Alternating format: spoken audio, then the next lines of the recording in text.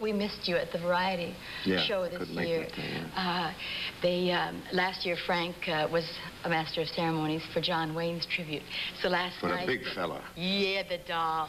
But Cheryl Ladd told me last night that she got Charlie's Angels off having shown her pilot that we did with her on Policewoman for that. So that was last year's. Yeah. But it's a long grind. Yeah. Remember when we made the picture together? That's a long time ago. Oh, yeah, I love it. We made a film together called Ocean's 11, which we did in Las Vegas that time. And that's when you were on the other side of the law. The other outside the law. I was married to you. That was a fun movie to make, you know that? Yes. You know Who was I? I was Beatrice, I think. Yeah, I don't know your name, but we were married. We were married. We never saw much of each other in the roles itself. You ran out on me. That's all I remember. Well, I've been known to do things like that, you know. But you know, after that picture was out for several months, even today, once in a while, I'll run into someone somewhere, and they will say to me, couldn't you guys have kept $5,000 out of that instead of burning it all in the casket? I said, you can't do that. It is one of the great endings of any picture.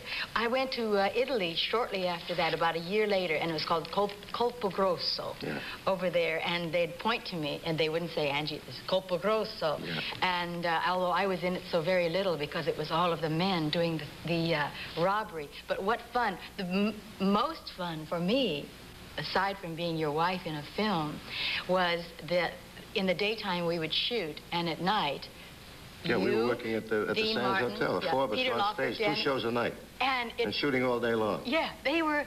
Did you sleep at all? When we were standing up from time to time, we got a few naps, you know. But it was so much. We had a festival every evening too, with the wine and all that stuff was floating around the place. It was great fun. It was a marvelous film. Mm-hmm. One of the interesting things about the ending that you mentioned was that Louis Milestone, who directed that film for us, came up with the idea for the ending. Yes, because he went to, I'm not trying to be morbid, but for a minute, let me just say that he went to the funeral of Bora Minovich. And in the temple, they have the crematorium was tied in with the temple. And consequently, in our picture, when the boys began looking at each other, wondering what the noise was in the background, it was the incinerator, actually, is what it was. And I said to him, how do you figure that? He said, well, I saw that happen once. And we were shocked because we said, well, while the rabbi was doing all the prayers, you know, they could hear this noise. Consequently, we put it in the picture, which was a marvelous switch. But we buried the money in the casket with the other cat, with Nicky Conti.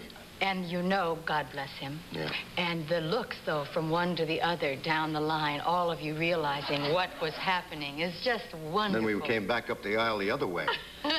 Everybody said, they're burning the casket. It was fun making that picture. Oh, it sure was. It was a great time. Well, maybe one day you and I can be cops in a movie. Yeah. Where did you keep your badge when you did Cherry Street?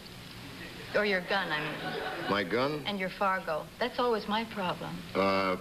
Excuse me 1 minute. We'll be right back. I want to discuss this thing.